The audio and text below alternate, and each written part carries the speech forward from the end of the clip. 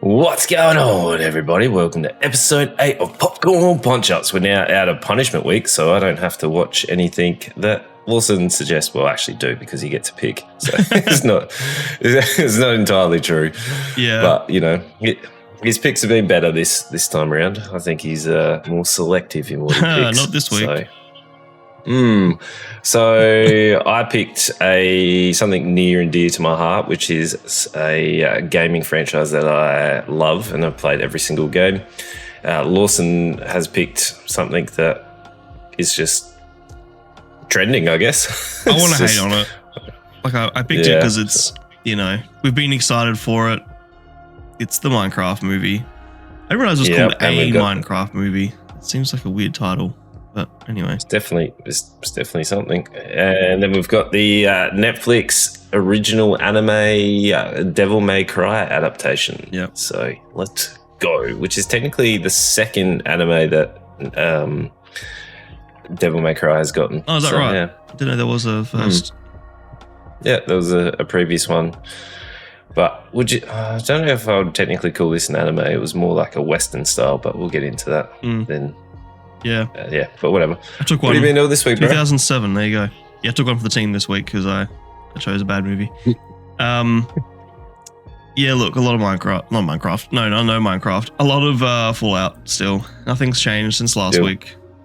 Worked a big week. Fair. Played a lot of Fallout. A little bit of Marvel Rivals. We're still grinding out the end of the season. Yeah, we are. The new season looks so good. And Emma Frost is coming, because there was a lot of debate whether it would be Blade and Ultron as the release rather than Emma Frost. And mate, as a tank main, I'm keen as. Emma Frost looks insane. Yeah. She seems a little bit broken at the minute. Yeah, her like diamond mode, whatever it's called, can withstand everything. Even the E, which then pulls out their crystal part, and then you can get double damage through it, and it looks ridiculous. Yeah. But I'm keen. I feel like this is going to be like Invisible Woman all over again, where everyone's like insta locking her just to look at the skin, just for thirst. Yeah. Yeah. The thirst on TikTok is insane. Oh, it's crazy. They know what they're doing, because they've released a skin as well, and they're like, here you go. They're very clever. They listen to the community. They know their audience, and I think the game is great. The game is great. Yeah. Doing well. We're having a good time. So that's what we've been doing. That's pretty much that, and kids sport and everything. Yeah. So it's all the winter season sports about to kick off for me. So I'm a busy man running around everywhere. But speaking of busy news, we've got a lot of movie news that come out. Some that is very, very different than your standard movie news. Do you remember the franchise called Naked Gun? Yes, I've seen new Liam Neeson. This is absolutely insane. Liam Neeson is going to be in Naked Gun. He's going away from his standard like Taken-esque formula, and he's like throwing himself into Naked Gun, and I was like, this is bizarre, but like I'm kind of here for it. Yeah, it's odd, but he's done some like comedy-esque stuff. It's just, I don't know, like A-Team is borderline comedy, so it's like Love Actually. So yeah, I know, but it's like I wasn't expecting that. Like for the reboot, for him to be the lead. Yeah, it feels really out of pocket. Yeah, bizarre. There's not much of it. Like he's never been like a slapstick comedian. But Naked Gun's more about like funny setups and funny like one-liners. So maybe, I don't know. We'll see. Hey, he might impress me, and I might be, wow, this is actually great. But again, this is another reboot that no one asked for. Who knows? We also got the second trailer for James Gunn's DC Superman, so we get to see that Superdog is going to be in it as well. Oh, really? So, that's interesting. Look, I don't mind that James Gunn is at the helm. Like, I quite like a lot of DC heroes. It's just they've never been able to do well in the in the film department, besides your standalone Batmans, nothing has really taken off. Like, they've done all right with the TV shows and the animated like movies, but they've just never been able to capture what Marvel did. Yep. So, and hopefully if Super they Dog's do super CG. Sorry, I'm just looking at the trailer now. Oh yeah, he's going to be. Because they have to get him to do all sorts of different things. Yeah. Like, yeah. So I don't know. I'm here for it. I'm kind of excited to see how they go, and hopefully it makes Marvel recapture their like element with their superheroes. Because after Endgame, the phase was shocking. Is Super Dog a super dog, like super strength, super like can fly, all that sort of stuff? Yep. Virtually the same powers. How does Super Dog exist? I am not super versed in the old Super Dog lore, but yeah. But I don't know. Should be okay. He's a Kryptonian dog. Yeah, right. So not only do coincidentally the people on Crypto, what's the planet called? Krypton. Yep.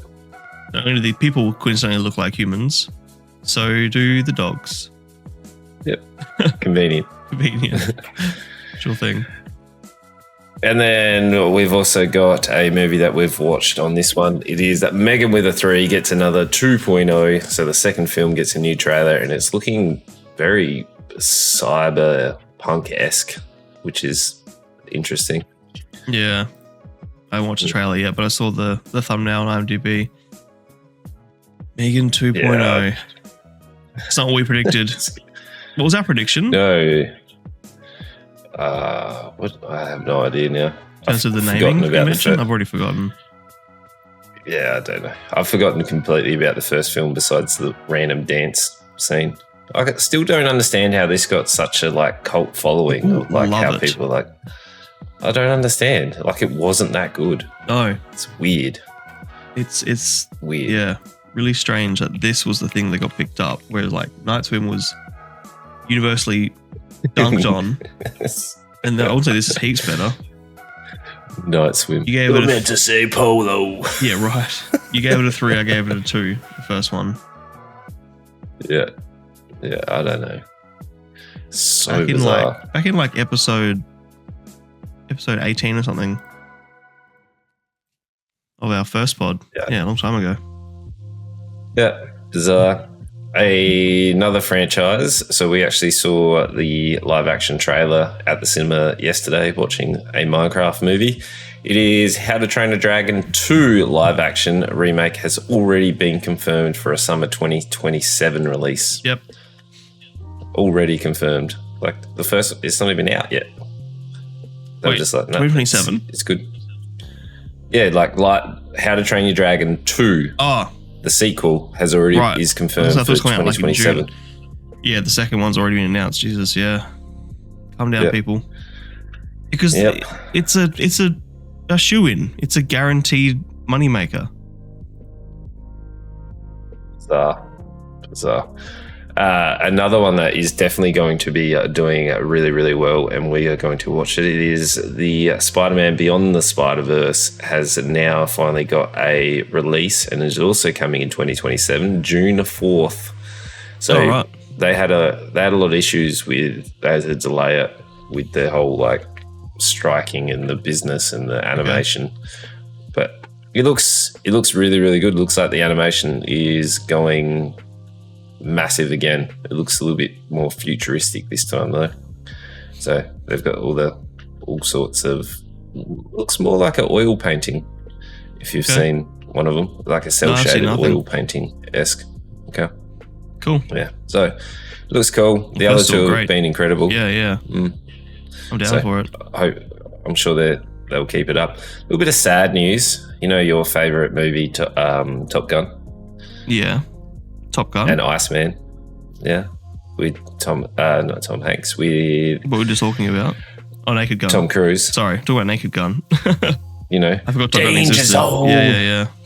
Yeah. Val Kilmer has died unfortunately at age 65. Is that right?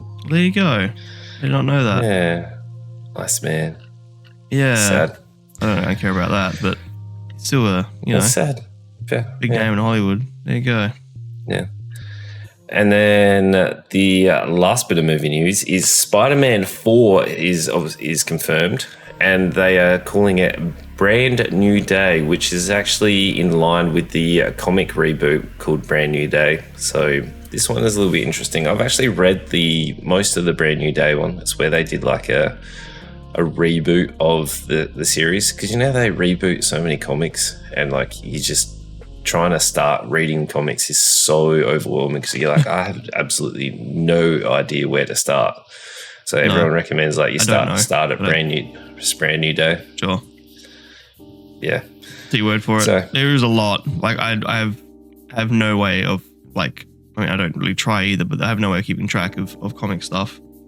This, from my perspective, it is such a massive market to even, like, it seems like the barrier of entry, you know, is pretty great. Where to even start, sort of thing. So yeah, I get it. It's always massive. Yeah. So Spider-Man 4 is confirmed for Brand New Day, and I read it a very long time ago, but from memory, it's like where Peter Parker was originally, his identity was released, and then everyone gets like a mind wipe, and then he's like kind of debating whether to become Spider-Man again, and has that internal conflict, and there was sort of trying to live his life and gets married to MJ and all sorts. And that's where Mr. Negative was in that one as well. And Aunt May was running a homeless shelter where the head person of the homeless shelter was Mr. Negative, and then Spider-Man had to fight Mr. Negative. Yeah, so it's all right. Cool. I guess we'll see. Yeah.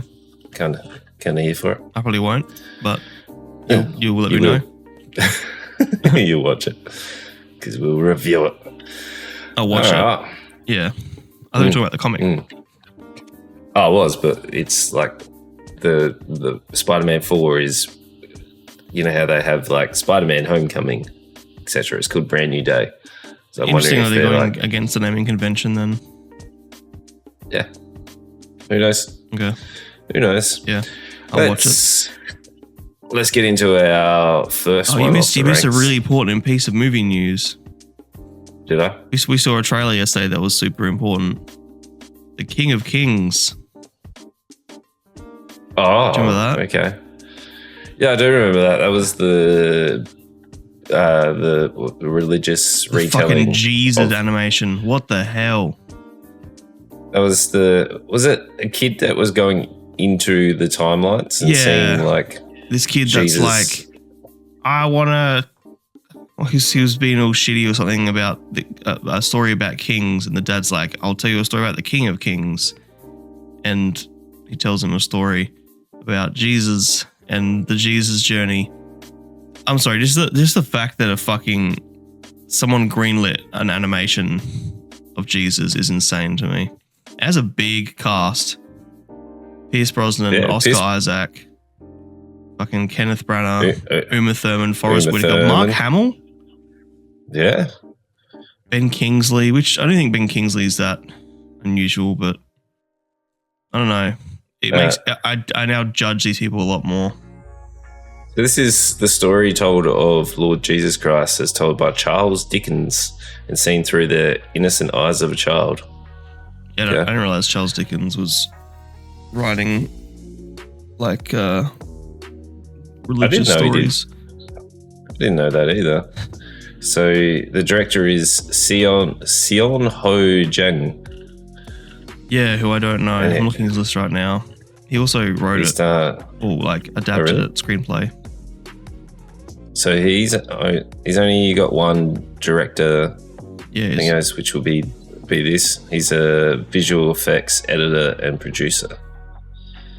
Which I guess makes sense for an animated film. I don't know. It just seems really fucking weird.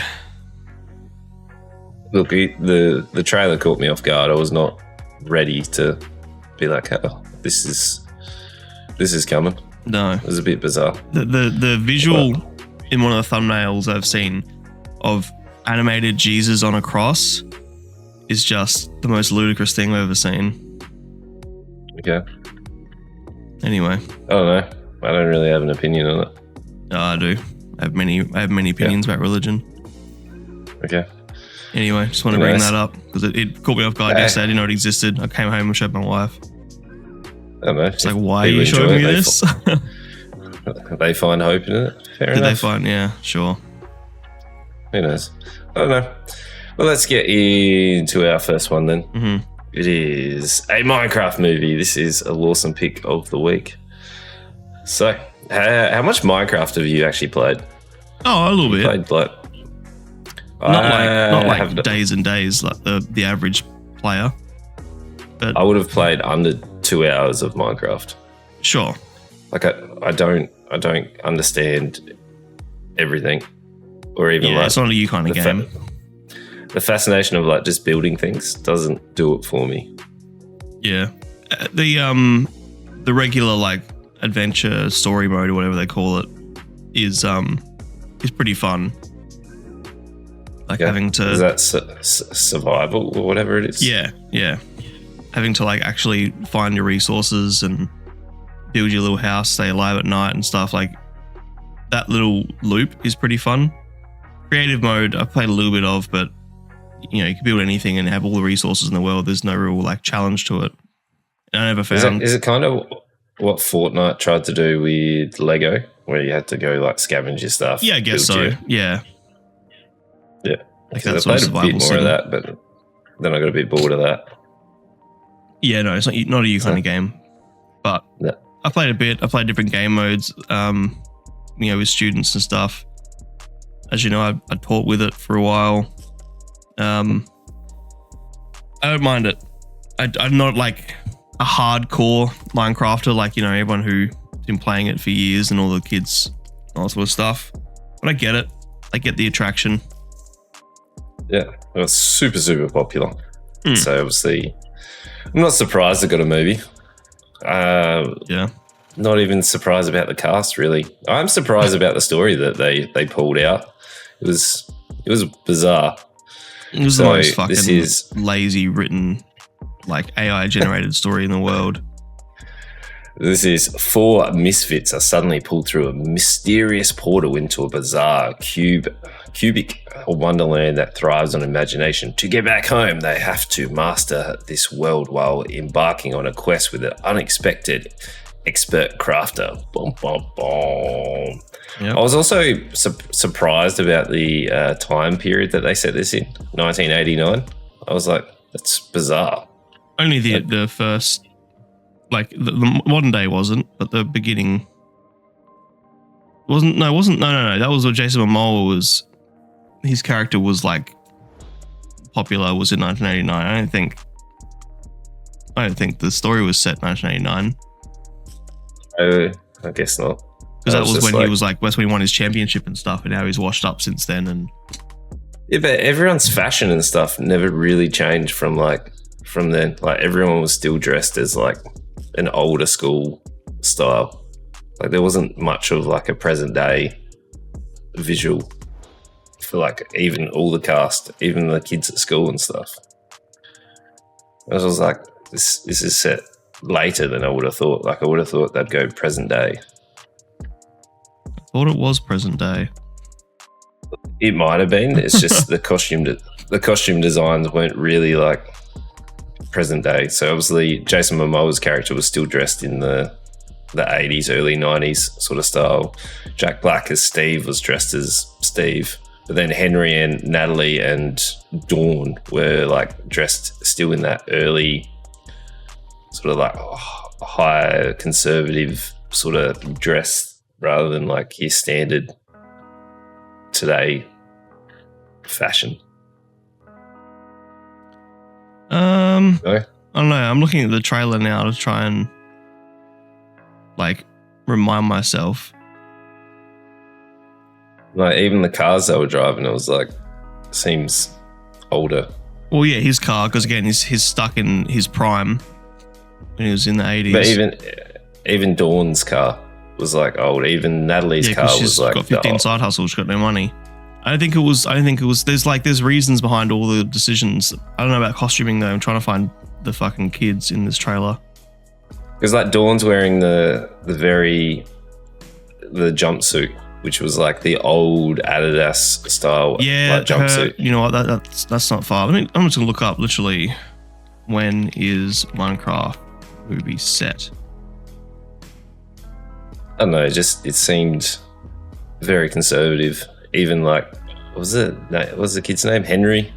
He's just in like your standard plain color hoodies. I don't know. Costume was pretty fucking lazy. I don't know. I just assumed it was set in like not that far from 1989. Transitions from the 1980s to the present day. Opens with a prologue set in the 80s. Steve discovers the ore, blah, blah, blah, blah. Leading to his entry. The storyline then unfolds in the present day, focusing on characters Garrett, blah, blah, blah, blah.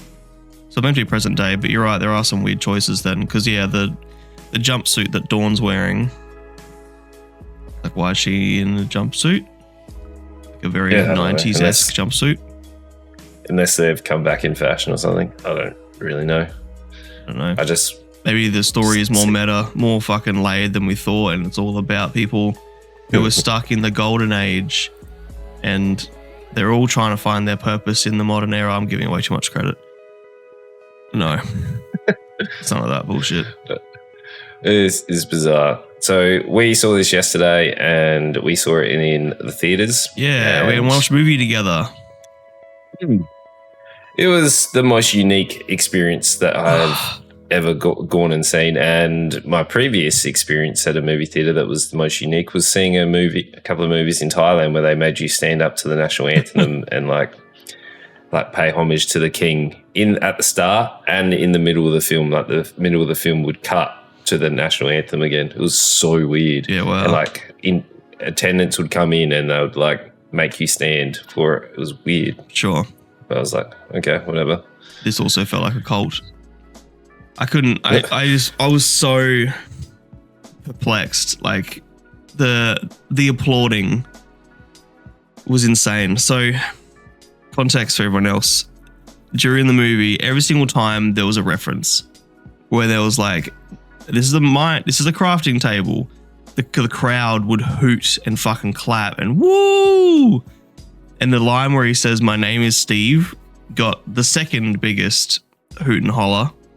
Only first was the fucking chicken jockey, which even when you look at the Minecraft movie, like I'm on the YouTube right now, which has 29 million views. And if you highlight like the scrub bar at the bottom, the most replayed section in the trailer is literally the part where he lands on the zombie falls down and it goes into chicken jockey mode. Really? I did not realize that this thing was so fucking popular. I never even heard of a chicken jockey, but the crowd went ape shit. Yeah. Also, there was a Minecraft YouTuber who unfortunately has passed away due to, I think, cancer or some illness. Apparently, he had a cameo in this. Like his avatar had a cameo. I didn't know this because after the movie, we went like walking around and you did went to like EB Games and Zing and a few other things, and then the small talk. They're like, "Oh, how's your day?" And we're just like, "Oh, I just saw the Minecraft movie." And then one of the people working there was like, "Oh, how was it?" Blah blah blah. And then they were like, "Oh, did you see the cameo of this person?" I'm like, "I don't even know who that is." Like, I don't know who he's talking about. Nah, and it was bizarre. So this movie is so bizarre. It's not made for us. It's made very much It's made very much for people that want all the references and are in love with the game, have experience with it. Yeah. At the start of the film, I was like, oh, this will be all right. It was just Jack Black explaining things, it being Jack Black, and I was like, oh, this might actually be all right. But then as we get further and further in, it's like, it's so bizarre. And like the story points, there were parts where they like couldn't even explain the story. They were like, we've got to get this thing over here, and then it will do this thing. And it was like, why? I don't understand why it will do this. Yeah, no. There was zero, like, there's parts where, like, when they're in the fucking, they're trying to steal the outer side, the crystal, whatever the fuck it is. I forget the names of anything. Who gives a shit? The cube. The outer cube. and they're in there doing their music and stuff. Then he fights the fucking chicken jockey and whatever. The part where they're just like, all right, let's get out of here. And they just walk out. They just run out of the building. Like little things like that where there's no thought process over like, okay, how does the character do this? They just go, okay, we need them to leave. They just leave. We need them to do X. Well, then they do X. They don't give a shit. This movie was literally just reference after reference after reference. We need to include this. We need to include this. And credit where it's due. People who made this obviously know the franchise well. They have a connection with the actual IP. They know what they're doing there because the fucking crowd lost their minds. The kids behind me are like, I literally heard one of them say, this is the greatest movie I've ever seen. Like, people who love this franchise were obsessed and lost their fucking minds. I've never been in a movie theater like that in my life. No. And like, we've done this Star Wars like midnight releases and stuff, and like you get the little bit of applauding and stuff and like the ums and ahs. The only other like massive reaction was when in Star Wars, what one did we see together? The newest Star Wars, where it was like after Princess Leia, Leia Fisher. Oh, Carrie Fisher.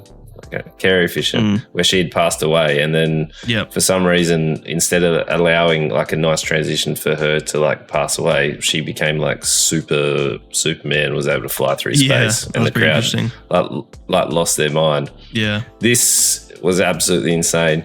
There was, I think, about an hour in, I'm like, okay, let's wrap this up. But there was, it wasn't even a 3-act structure. It was just like the first part where they quickly introduce everything, then present day, where they need to get this cube into this other cylinder square thing, and then all of a sudden it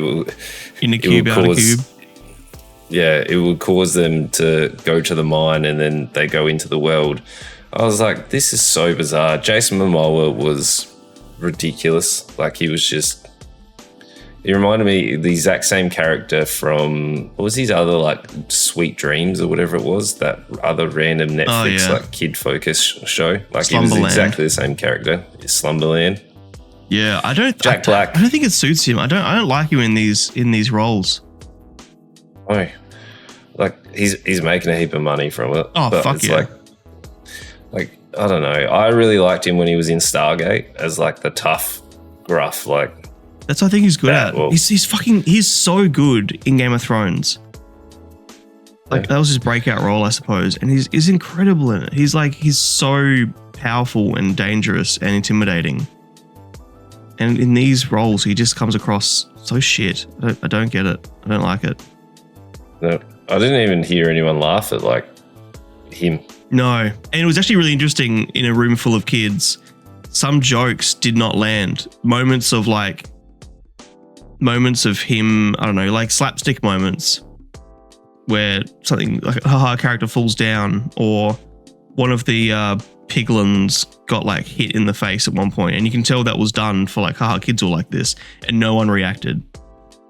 Oh, the most silent part of the film was actually when we saw the llama who was like eating in a circle when no one gave a fuck. Army were coming in. Yeah. I was like, this is intentionally done, and it was a long time. It was like almost a minute of this llama eating grass and then pausing and watching everything go past, and then it chewing again.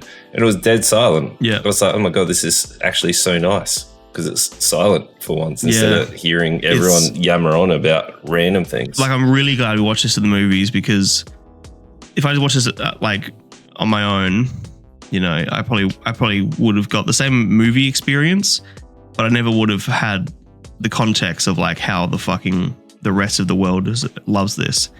And like we're saying now, how many jokes didn't land? Oh, the best part of the film was Jennifer Coolidge. Yeah, she was actually funny. But it's such a weird. Why does that story even exist of a villager leaving the overworld and going and dating Jennifer Coolidge? Was it just for the payoff in the credits with Matt Berry's voice? Think so.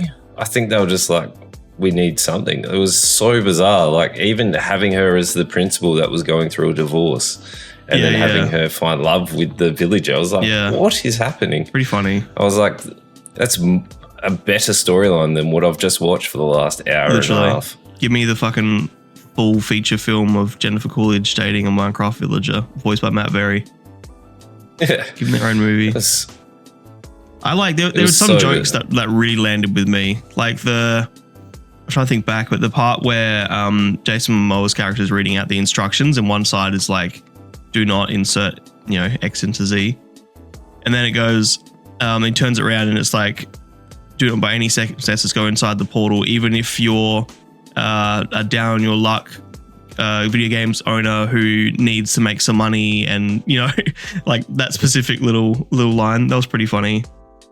The part where they come out of the portal and Momoa comes out first and is standing up, and Natalie, the young girl, hits him and it's like hitting a pole and she wraps around it. Like that was funny. And then Dawn hits him and it's like a fat joke that felt really lazy and stupid. Yeah, like there were moments where it gave you a little chuckle. Yeah. But then there was like, I found it very hit and miss. There's parts where I'd give like a little giggle, and then there'll be parts where I'm like, all right, let's move on from here. And then they'll just jump to random stuff. Like there was a point where they just needed to show the crafting table, and then they were just continually crafting stuff. And then they just went, we're going over to here, or we're going into here, or here's an ender, and then away we go. Like lots of the reference were obviously missed on me because I don't have the history with the franchise. No, but I was like, it's the at least same. link your scenes. Like even if it's a little link, like it's just I don't understand why we're jumping in. Write a movie. It's the same with the Super Mario movie. Like you shouldn't. I think Super Mario was better than this. But you shouldn't need to watch or to know an IP in order to enjoy a movie. Like I understand this is written for them. This is not created for everybody else. But I shouldn't need to be the biggest Minecraft fan in the world to watch the Minecraft movie and be like, oh yeah, I know what's happening. Like most of this was nonsense to those outside the loop. Yep, it was bizarre. And I played a bit, but not enough to know what a fucking chicken jockey is, but the crowd lost their goddamn mind. Yeah, and they were like waiting for it. People had their phones out, like ready to record it, like they knew it was coming. There's kids behind us. I let because look, it's not made for me, so I do want to yuck their yum. I just sat there and let them talk because the whole theater was talking the whole movie. Like there was not a quiet section in the movie, but they were just like when the villager was first shown and he goes, huh. And then the kid behind, every single time the villager was shown initially, I'm glad they fucking stopped, but the kids behind me kept going, huh. It's like, yes, we get it. You fucking like Minecraft. You can do the voice. Good job. The only time I turned around and told them off was when the fucking turned his phone light on. What are you fucking doing? I think it was by accident. I don't give a shit. Yeah. I don't care if it's by accident. It's not a fucking excuse. Have some respect. Have some goddamn respect. Put your fucking phone away. It was an experience. This film, I feel like could have wrapped up about an hour and 10. Yep. But it kept pushing out. There was the big final like fight scene where I was like, yes, he's gonna do it, and then he fell short, and I'm like, oh my god, we're in for another like 20 minutes here. Yep. And they got out with the fucking thing, and then it gets taken from them. I'm like, come on, no, just wrap it up. Yeah. This was like a 5-act structure. It kept going. There's no structure. Like they didn't know how to be able to show every single piece of like Minecraft reference. Like this is going to do super well. Like the cinema was pretty much packed. Insanely. Like opening weekend is going to be making a crazy amount of money. They're going to get a Minecraft film 2 or whatever. Like there's going to be another one. There's no way it won't get another one. They'll do something. Yeah. But yeah, 100% will. I'm trying to look up numbers now. Yeah, like it's the people who were writing it knew the IP, so they've done really well. I think they struggled to be able to get a story from a game that doesn't really give you much story at all. I think they've just gone, how do we tell a random story? Like, I don't understand the underworld or the nether world or whatever it is. No, I know. I never got that far in the game. And who the piglets or the piglins are, and who the evil pigland girl is, because she got bullied in a talent show. Yeah, that was my biggest, I literally said out loud, what the fuck is happening? There was what do they call it? What's it? The Netherworld? Netherworld's Got Talent. Netherworld's Got Talent. Oh my God. But that's the thing with this. There were moments like that, and moments that were really left field and goofy, and that was when it was strongest. The whole opening, I was like, wow, this actually isn't bad. It's fast paced. It's very tongue in cheek. This is made because we're here to make money and make a laugh, make a goof. Then some of it was really trying to pluck your heartstrings, and the whole story with Desmond Moa's character finding his confidence in himself and whatever. It was disconnected. It felt very, there's 20 writers in a room and they're trying to get all their sticky notes in the story at once. Yeah, I don't know. It was a mess. It was a mess, and it went for a long time. But it's not made for us. No, even my review on Letterboxd wasn't made for me. It's made for them, and they had a blast, and I'm happy for them. That's Yeah. Yep. I brought my kids with us, and they both enjoyed it. Yeah. So yeah. I literally asked your son on the way out, did you enjoy it? He said yes. Well, that's great. It's for you. Yeah. And my daughter liked it too. Mm-hmm. She has played a little bit of Minecraft, on the Switch, where they play together. Sure. Where my son's built a little bit of a world and stuff. But it's I don't know. They enjoyed it. That's the main thing. But for me, it was a slog. Oh yeah, it was the start. The first half an hour was pretty I guess entertained, and there was a couple. Like we said, we chuckled. I laugh more at this than a lot of these fucking garbage movies. But a lot of it's this just makes no fucking sense. Oh, the Blackjack songs. Oh yeah, he got 3 songs. It's almost like this. You've got to have Jack Black. You've got to make him do a song. I normally like his songs, but these were they're awful. These were hard to listen and watch. No, it was very frustrating. One of my favorite reviews that I've read for this, it's very short, is because a lot of people I'm seeing argue is that it's made for kids, so it's allowed to be bad. I fucking hate that excuse. You can make good kids movies. Dude, it's a kids movie. They're gonna love it. Well, yeah, my dog loves eating shit, but I'd be an asshole if I fed it to them. I don't think you need, just because kids are going to love it, doesn't mean that it's acceptable to fucking make a movie with no structure. I don't know. It pissed me off. I left. I was in a bad mood all afternoon after that. Came home and started drinking. They just need to have a bit more of a storyline.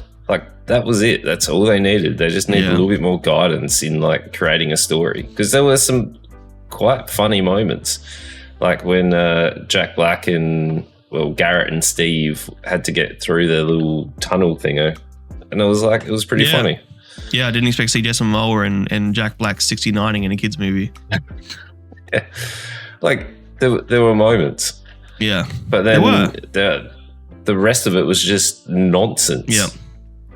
And they tried to make an action movie at the end as well. Yeah. It's just a bit of a mess. Very much so. I know. I'm kind of over it. I will never watch this again. Yeah. I got mad at Jack Black just being a fucking tutorial. His whole character was just explaining the world. Yeah. It's frustrating. He's like a pivotal character in the franchise, though, isn't he? Yeah, he's main character. Minecraft Steve. Yeah. Yeah. So.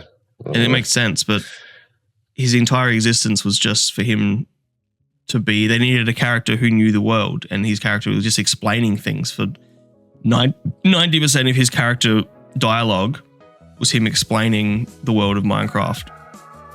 Which again is a weird disconnect, because everyone who watches this knows the world of Minecraft.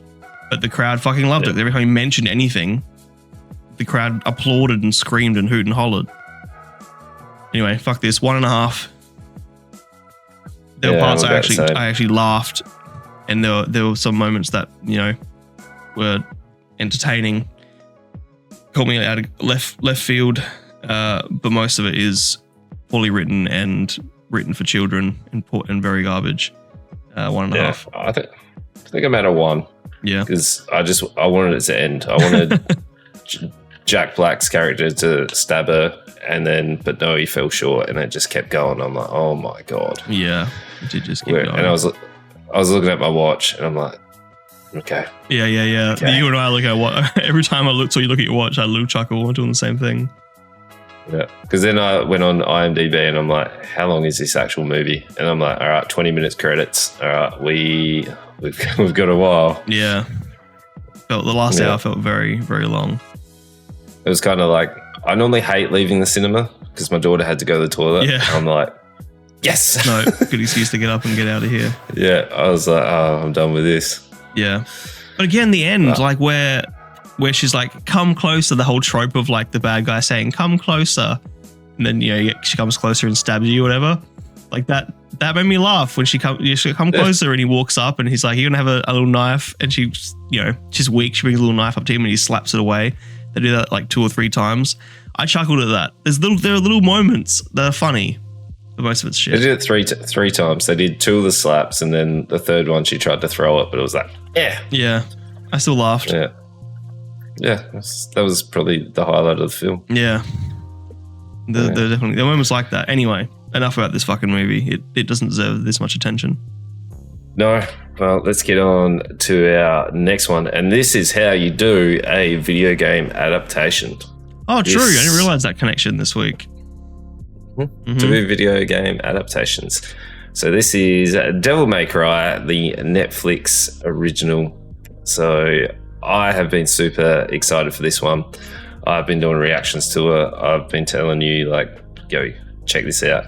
And they've released 2 trailers, which were like A and Bs, like the original sort of 2000 hype of everyone cutting up animes and putting popular songs over it. Yeah. So we had Papa Roach, Last Resort, on the first one, and it was absolutely incredible. And then Evanescence, who I don't think have released a song for like 10 sort of years. They have, but not like a popular song. No, okay. Because I was first introduced to Evanescence from the Daredevil film, which was starring Ben Affleck, and where it was Bring Me to Life was on that soundtrack. Oh, was it? Mm-hmm. Yep. I think it was track number 4 on that soundtrack. Yes. You have a weird knowledge of what number certain songs are in albums. Yeah, I don't know. I don't know. It's just I don't know. I got random facts. But, yes. You know, I've played every single Devil May Cry game. It is a very near and dear franchise to my heart. I think you've played a couple of them. A couple. I don't think I played any all the way through though, but I played a couple. Okay. Yep. So I originally, based off the trailer, thought this was going to be telling Devil May Cry 3's story, which is, for some reason, lots of Japanese studios decide that game number 3 is going to be the prequel. Like Metal Gear Solid did the same thing. Yeah, right. Where it was like True. Shadow Moses, and then it progressed where they did the bait and switch where you played Raiden, and the number 3 was like, no, this is actually Big Boss's story. And they did the same with Devil May Cry. So Devil May Cry obviously is showing, the first game was showing Dante as like already established. He has his shop, and then number 2 is like further progressing, which is actually the least well-received game in the franchise. And then 3 is when it goes back to the start, where you get the Virgil and Dante's like back and forth because they show the different paths that they've taken.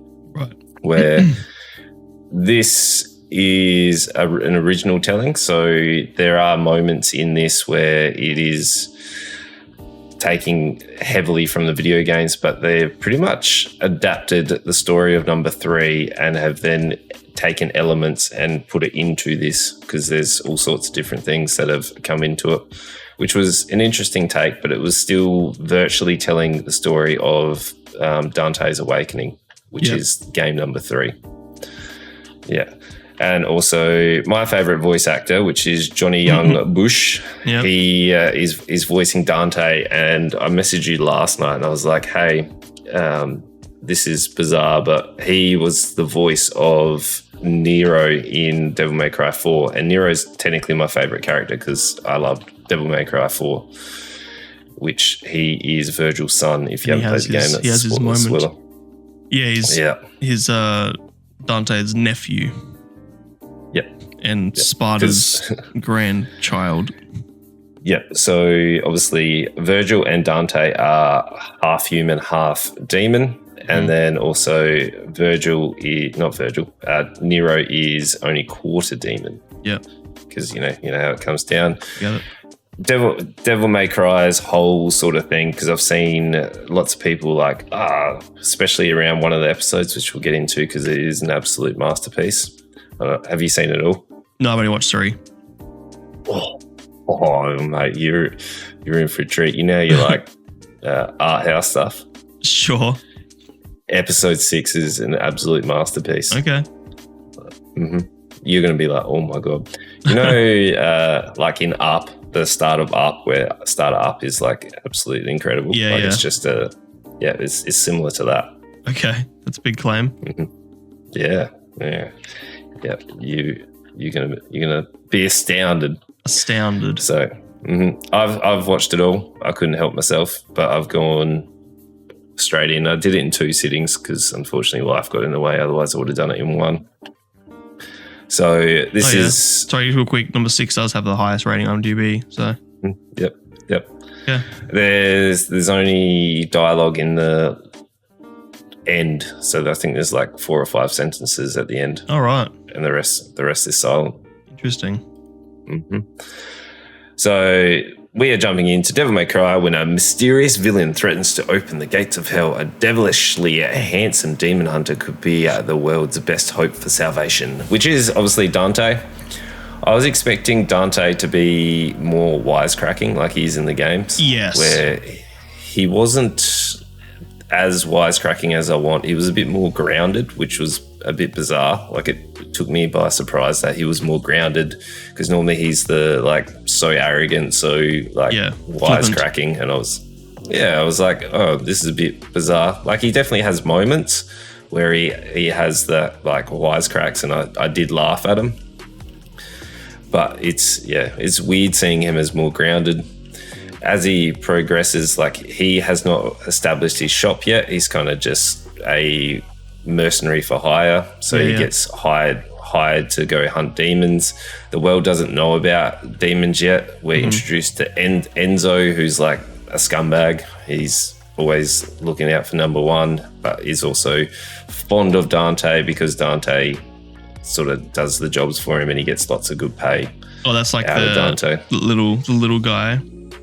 Yeah. It reminds me of like Penguin, I guess. Like he'll do whatever to survive, like one of those cockroach sort of guys, but also kind of likable at the same time. Yeah, very much like so. Those charismatic ones. I was surprised we didn't see Trish in this one. So she's the blonde-haired girl you would have seen in the games here and there. But cool. We mainly get to see Lady. So Lady is part of a tactical strike force, which is Datacom. Yep. And they're like the Darkcom, however you say it, however they want to say it. But they're the demon task force that the government have. They're like the offshoot special forces. And we get to see her, obviously, is the conflict between her and Dante. They're against each other. Because in Devil May Cry 3, they do have that sort of conflict, and then they have that resolution at the end of the game as well, where the villain at the end of like Devil May Cry 3 is technically ladies. Do you want spoilers? Spoilers from the games or spoilers from the show? It gives a little bit away if you know ladies like backstory, and it won't have the same impact for like episode 6. Yeah, go for it. No, I'll dart around it, but they have taken the story of 3, but then changed multiple things to allow it for like make more sense for a future audience, for those people that are like not super versed in the game or the lore. Yes, this actually has put a really nice spin on it and has allowed things to be actually progress really nicely. Like, it's a nice cohesive story. Yep. And even though people are saying that the villain is like generic and there's a generic like backstory with it doesn't matter. Like, it flows really well, and they've allowed enough creative freedom to be able to incorporate all the other stuff to the game and put it into this. Like, there's not any part where I was like, oh, that's a poor change. I was like, that's actually a really smart change, rather than you've gone, we're going to completely change this just because we want to be able to include this. Like, they've done a really good job. Like, because when we talked about it a couple of weeks ago, we were talking about how it's non-canon, right? So like, it's nice that they've done that for a good reason. It's so they can make their own story, you know, rather than trying to fit in fucking, how many games are there? 6, 5? There's technically 5 in the main story, and then they did a reboot. You know how they went the reboot of Devil May Cry, where DMC, they went like real super edgy. A brilliant game, very very fun combat, very well played. It was just a little bit too realistic and edgy. It wasn't like the super wisecracking sort of cartoony-esque that happens. So yeah, rather than trying to fit 6 games into a story and canonize everything, it makes sense. That's what we're saying about the fucking Minecraft movie. Like, a game adaptation doesn't need to be just reference. This is made for the audience. Like, you know, this is well crafted, well written. Yeah, they've done a absolutely incredible job with this. We even get to see Virgil at the start. Mm-hmm. Well, so you get to see the image of Virgil. You do, yeah. And then it's like, oh my God, it's Virgil. And it's like, okay, they're telling, this is why people thought it was going to be Devil May Cry 3 telling. Yeah, because you saw Virgil. Because you saw Virgil, which I was like, a little bit disappointed when it didn't turn out to be Virgil, because the conflict between the brothers is absolutely incredible. Yeah. And their reasoning as well is awesome. Like, I love the 2 different paths that they've gone. So like, Virgil's whole story is like, he wants to separate, and the only way that he's able to rectify his mistakes and everything is by getting power. And he'll get power at any cost, like whatever it is.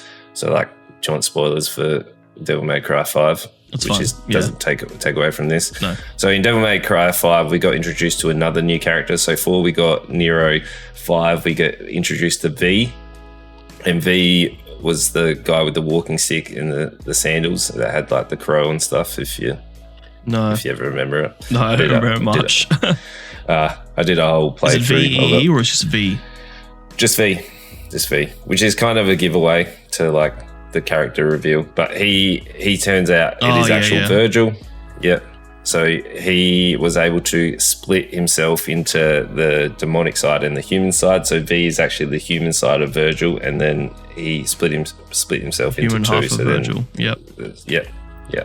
So then there was 2. So like, he needed more power to be able to take Mundus on and be able to get rid of Mundus, who Mundus was like the guy that Sparta was fighting against to stop the demon world coming in. Yeah.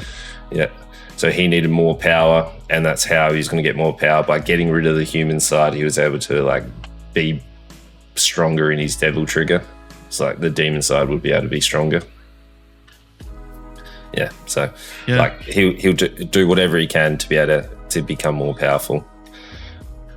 Where Dante's more about like fighting and protecting your loved ones and people that are closest to you in the human side. So he's a bit more like compassionate and not willing to like separate himself from it.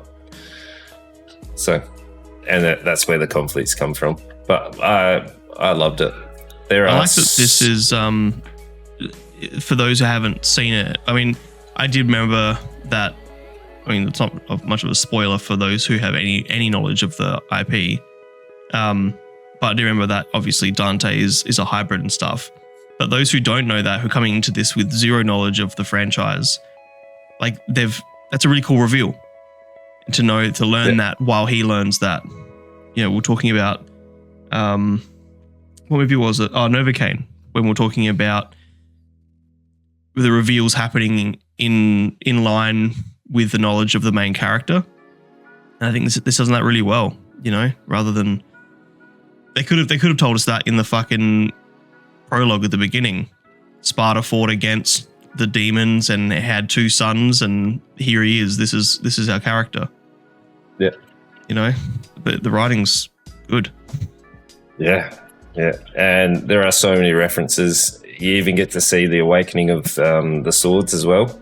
So like you didn't see that. So as you get further in, so when they get devil triggered as well, like there's an awakening that happens, which is the reason how he gets access to the devil trigger. And it's like because the sword is technically dormant, and then you get reasons why it's not dormant as well. Like there's so many references. The animation, originally I was like, oh, why are we doing this type of animation? But it grew on me, and I was like, this is fantastic. Like the fight scenes are awesome. They didn't shy away from the gore as well. So like the stylized gore, I was like, this is cool. Which is it needs to be, because it's a very violent fucking game series. Yeah. I'm glad they also awesome. Lent into the gore with like random civilians and shit. Like random people die in interesting and fun ways, not just good guys and bad guys, you know? Yeah. Yeah. And the soundtrack, oh my God, the soundtrack is absolutely banging. They know their fucking audience. They 100% do. Yeah. So the opening credits, this is probably one of the only shows that I've never skipped the opening credits. Yeah, same. Every time I'm singing along. Yeah. Every time. It is by Limp Bizkit and it is Rollin'. It is the Air Raid. It's obviously, they've cut out a couple of swear words in it. Why? I don't know. Why can't the word fuck be in the opening intro? Maybe because it puts them into the next like category or something per episode or whatever it is. It just feels weird when it's such a violent show and they swear in the show, but why can't the intro why cut out? It's Limp Bizkit, for fuck's sake. I don't know. That was the only thing I was like, what the hell? Why? But whatever. Yeah. We've got obviously the new song by Evanescence, Afterlife, is in it. Yeah, it's actually in a later one of the episodes. Okay. Also, the opening credits are absolutely incredible. I was actually a little bit bamboozled because we did get the Red Queen sword in there as well, and I was like, oh, we're going to see Nero, but we didn't. Spoilers, we didn't see Nero in this. Okay. I'd be surprised if we did. Which would be pretty early, but you know. We've got Rage Against the Machines, so we've got Guerrilla Radio. Angst Against the Device. The little when they put the record, like the jukebox, when the little disc came down, the name of the band was Angst Against the Device, which is great because it's like, it's Rage Against the Machine, we get it, but it's also separating this music from our universe. Because if you said Rage Against the Machine, then you're sort of saying that this universe coexists with our universe. So little things like that, like it's attention to detail, man. It's good stuff. And then obviously we've got Last Resort by Papa Roach is in there as well. Yeah, from the trailer as well. Yeah, the Devil Trigger, when they go into the Devil Trigger, the first one gives me absolutely goosebumps. It is by the original score people, the ones that did it, which are actually Australian. Did you know? Oh, right. That's cool. Mm-hmm. It is the Power Glove Battle version by Casey Edwards. When explain that scene to me. Have I seen that? Is that episode 3? No. No? Oh, okay.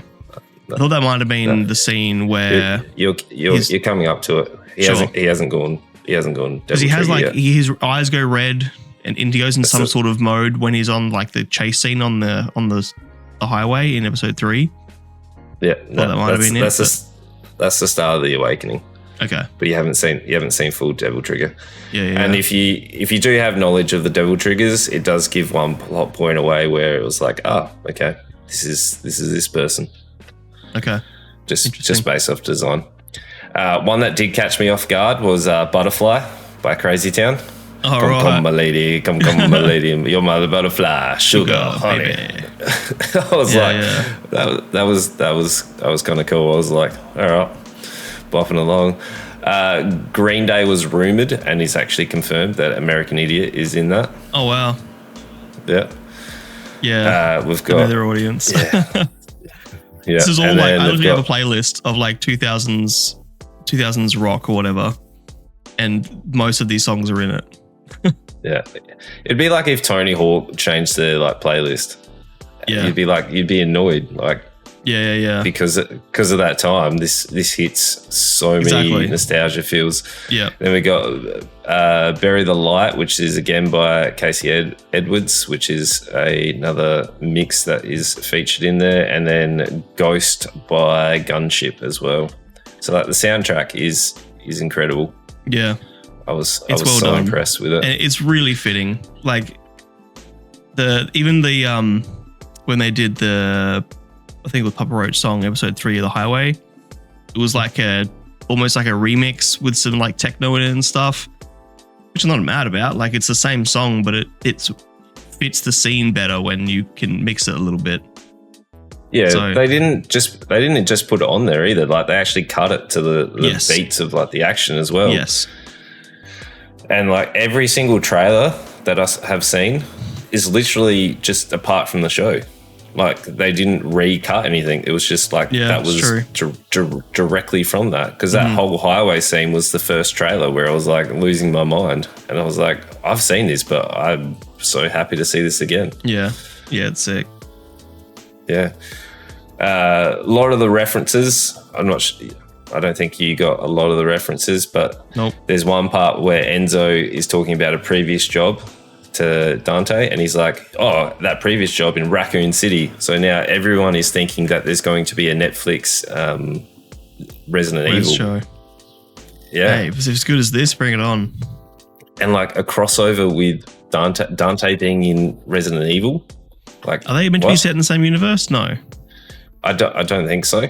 They just made a random one. And then there's also the Street Fighter reference where Ken does like the uppercut. Hadouken. Does he say Hadouken as well, Ken? No, but there is a part where it's the same part where it cuts to the game. Like a character gets knocked into the arcade machine. Yeah. Yeah, it does do is it Hadouken the uppercut, or is it Hadouken the? I thought Hadouken was the What's the uppercut? With the what's the sound? The sound bite for that? I forget. Yeah, but it was also a nice little throwback because Ren and Ken have that rivalry as well. Oh yeah, true. The two fighters. Look at that! Yeah. Look at you getting layered. Yeah, I do like Capcom games. Yes, I do. Whereas I've not played heaps. I haven't really played much Res. I haven't played heaps of DMC. Yeah, it's not my. But you know, it's they're doing it well. Yeah. I got a little bit of a list of the references that you may not have seen. So we also get a reference to Devil May Cry 2. So there is a active demon hunter. Lucia is a captive. So we get to see her. We get a glimpse of her. She's in Devil May Cry 2. Okay. We've got the cowboy hat dance. So in Devil May Cry 5, I remember Dante gets given the hat from, I can't remember her name, but the girl that does all Nero's upgrades. She gives him the hat, and then in the game we get this like Michael Jackson-esque dance scene. We get that. I think that's the end of episode 1. I reckon that's in. And I was like, I'm here for it. Like you are leaning into this, and I'm here for everything. We get the pool it's table. also entertaining for those who haven't seen it, who don't know the IP. Like it's still a cool little scene. Sorry, go on. Yeah, we get the pool table. So when Dante has his shop, we get the pool table and also the jukebox. So the jukebox always featured heavily. And then you get the neon sign that says Devil May Cry, but he doesn't have it. But we do get the reference to the pool table where he hits the pool ball and all the balls fly off, and then he goes into the fight scene. Oh, okay. Inside. Yeah. So that was a little reference. The Rebellion Awakening. So this is when he first gets to unlock his Devil Trigger. So it's about how the Rebellion actually activates, which is reference to the game on how that gets to activate as well. We spoke about the arcade machine and then obviously the Raccoon City one. Yep. Yeah, so that's pretty cool. There's a weird one, which is part of Lady's team.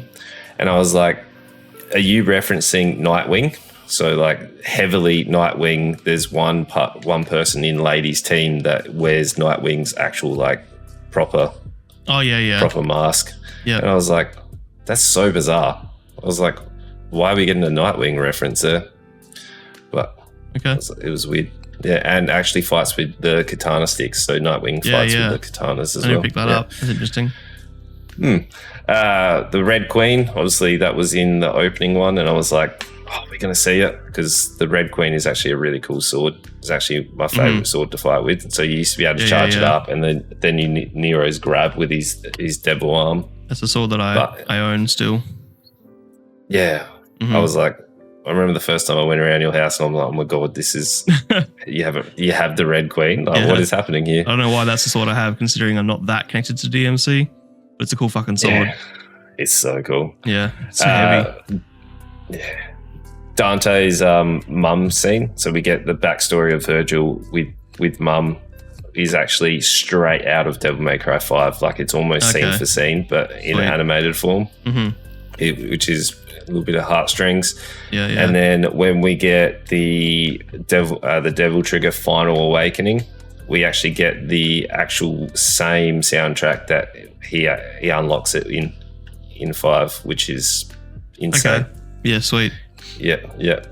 That's nice. And then we get Lady gets a bit of a story, and we get to see her in her like actual game outfit, not just like her battle kit. Okay. Yeah. Yeah, I'm glad, because even episode 3 we got a little like look into her, her, their kid and stuff. Glad we're getting more with her, because she seems like an interesting character. Yeah. Please message me after you watch episode 6. Okay. Yep, I will watch more. Yeah. Because the 6 will be your like defining moment where you start to where I'm sold. Start to be like, where you be like, oh my God. So there's not really any big downfalls that I have. The only sort of downfall I had was I wanted Dante to be more similar to the game, less like more wisecracky. Sure. But it was a little bit more like grounded. I didn't really have anything bad at all. Like I thoroughly enjoyed it, and I was like, I'm trying to nitpick this, but I was like, I am thoroughly enjoying this. Yeah, I'm glad, because it's one of those things that you're really excited about, and I'd be upset if you didn't enjoy it, or I didn't think it was as good as it came, like was advertised. Yeah. So it'd be like Fallout for you if Amazon messed up the Fallout show. Exactly right. Yeah. And that became one of my favorite TV shows. It's still my top 10 favorite shows ever. Even top 5. I almost like laughed when in episode 3 Dante hits him with the motorcycle. Yeah, and they're like one of go on.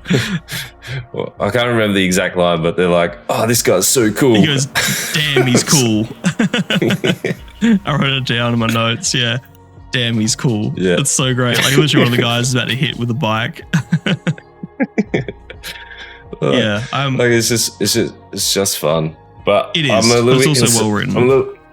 I'm a little bit concerned when Nero gets introduced, because this has to have a follow up. Who are they going to get to do the voice? Because like Johnny's doing the voice of Dante, and Johnny is the voice of Nero as well. Like who will they get for him? Yeah. Yeah. But this it hit me in the feels. It was pretty much Ichigo's voice. Like he didn't really change his voice much from like Ichigo. And he felt like Ichigo. He felt like Ichigo at moments where I was like, "Am I watching like nostalgia Bleach here?" Or like, what? No shit. Other moments. That's all right. But yeah, I loved it. Yeah, I thoroughly loved it. I had Do you have any as notes on your list? No, we've pretty much covered all my notes. They know the audience well. I listed some of the songs. The damn he's cool. Oh, that was so good. I was like, no way you just said this. Like you're self-aware, almost breaking the fourth wall with that. I really enjoyed the White Rabbit as well. Even when you get backstory of the White Rabbit, I'm like, you're actually a cool villain. Like you actually have meaning towards you. People have said like, it's a bland backstory. I'm like, no, it doesn't need to be so complex. Like it's in 8 episodes. And I'm like, I'm happy with that. I'm happy with the explanation and the reasoning why. He already feels like a pretty cool character. Yeah. Yeah. And you can tell like this is made by the same producer and showrunner as Castlevania. Yeah. Like it feels quite similar in terms of like the animation style and even the storytelling's quite similar. Yeah. But yeah. Even there's a point where they get a jackpot shot. I was like, no, you didn't. Yeah, I saw that too. That's pretty cool. Yeah. Yeah. So even, this is done by people. Him doing on the dance mat, and he gets like a ranking. I was like, I wonder if that's a little reference to, you get each fight, you get a little ranking. Yeah. It was like this was insane. I loved every single minute of it. There wasn't a part where I was like, this is horrible. So it is. Hold on, does that mean go on? Well, do you want me to give the rating? Yeah. Yeah. For me, after watching it, it got a triple S. Do you know what that means? It's a 5. It is. It's the first one ever non-Arnold Schwarzenegger 5. Mm-hmm. Holy shit! It's got my favorite voice actor in it though. Yeah, true. that's the one like asterisk. Yeah. Yeah. Right. No, I thoroughly enjoyed it. I would even watch this again. That's big for you. It's so good. It's so good. Yeah, it's pretty sweet. I loved it. I'm like a 4, but I haven't watched all of it, so it's a 4 with an asterisk, and I'm sure that'll change. Yep. Okay. Considering how much you said it gets better and better, and episode 6 is amazing. This is great. Episode 6 was incredible. Yeah, it's well written. Yep. It's got all the little references in here and there. I'll let one over my head, obviously, but it's the action's insane. Like it reminds me very much of Castlevania action. I think I was more invested in the first Castlevania series than this, but it's 3 episodes, so it's sort of an unfair comparison right now.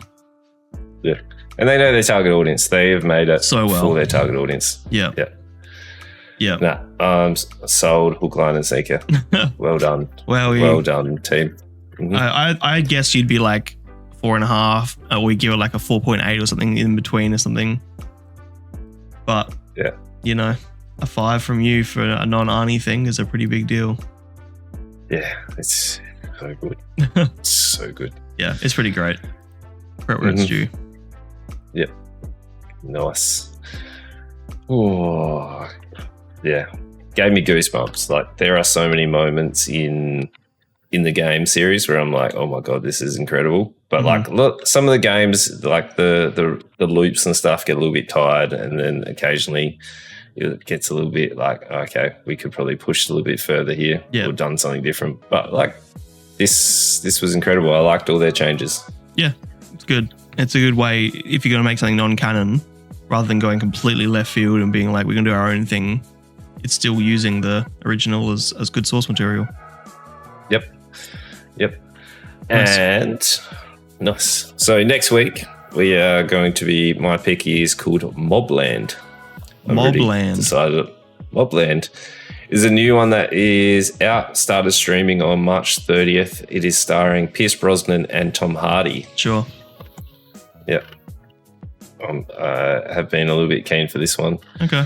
And I actually forgot that it was coming out, but I'm super keen on it. Mine will likely be Death of Unicorn. Ooh, no, yeah. I would go the new Black Mirror, but it's more for me than it is for you, and it's more to watch. So fair. There's also another one out which I was debating around, but it feels like it's just a what was it? It's new Amazon Prime one, which is it's got a bit of a Ash vs Evil Dead feel to it. Right. I think Kevin Bacon is in it. Kevin Bacon and the Bondsman. Okay. The Bondsman is also out as well, which is apparently like horror comedy similar to Ash vs Evil Dead. But I was more excited to see Tom Hardy play a mobster. Yeah. He's pretty good as a mobster in Peaky Blinders. Obviously very different. That's why I was like, where he's playing a more serious role, because the last ones have been like Venom. Yeah.